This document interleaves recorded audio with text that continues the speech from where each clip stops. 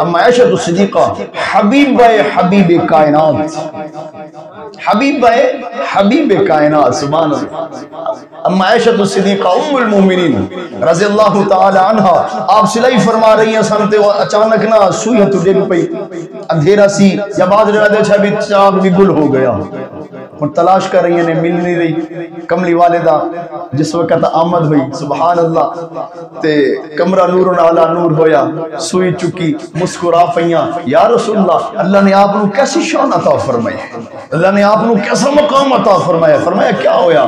یا رسول اللہ سوئی میری گم ہو گئی سی، میں تلاش کر رہی سا، دھیرے دی وجہ تو مل نہیں سی رہی، سونا تسا جو ہی تشریف لے کے آئے ہو نا، تہاڈی آمد دے نال ہر طرف نور ہویا، مینوں وہ مل گئی ہے۔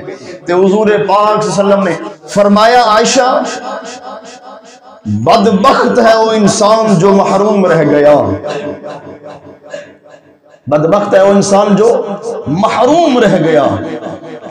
اما عائشہ صدیقہ رضی اللہ تعالی عنہ نے فرمایا یا رسول اللہ کون بدبخت ہے جو محروم رہ جائے گا؟ فرمایا او جو قیامت والے دن میرے دیدار تو محروم رہ جائے گا، قیامت والے دن جو میرے دیدار تو محروم رہ جائے گا۔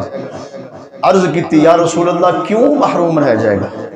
اس محرومی دی وجہ بھی ارشاد فرماؤ۔ فرمایا محرومی دی وجہ ہے کہ جس نے دنیا دے اندر رہ کے میری ذات تے محبت دے نال درود و سلام دے نظرانے پیش نہ کر دریا، فرمایا اللہ وحدہ لا شریک کل قیامت والے دن اس نو میرے دیدار تو محروم رکھے گا، اور یہ بڑی بدبختی ہے۔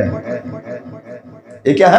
یہ بدبختی ہے۔ لہٰذا اس حدیث پاک تو معلوم ہویا کہ جتنا تک بھی ہو سکتا ہے، مرد ہے، عورت ہے، بزرگ ہے، جوان ہے، سب نو محبت دے نال اور کثرت دے نال اور اخلاص دے نال محبوب پاک صلی اللہ علیہ وآلہ وسلم دی بارگاہ بے کس پناہ دے اندر درود و سلام دے ہدیے نذرانے پیش کرنے چاہیے ہیں۔ اللہ پاک توفیق عطا فرمائے۔